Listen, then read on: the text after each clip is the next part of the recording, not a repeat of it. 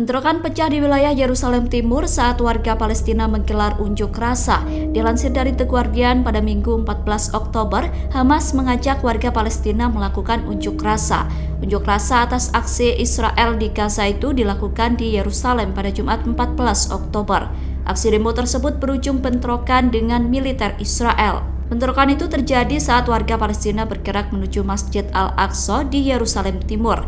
Baku hantam antara warga Palestina dengan pasukan pertahanan Israel atau IDF itu terjadi di dekat Hebron, Nablus, dan Ramallah.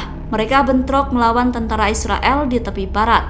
Dikutip dari The Guardian, 16 warga Palestina tewas ditembak oleh Zionis. Pernyataan itu dikonfirmasi oleh Kementerian Kesehatan Palestina. Bentrokan tak terhindarkan di Yerusalem Timur dan tepi barat itu terus berlanjut hingga malam hari. Sementara itu, PBB mencatat sejak awal perang terjadi, ada sebanyak 46 warga Palestina di tepi barat tewas terbunuh.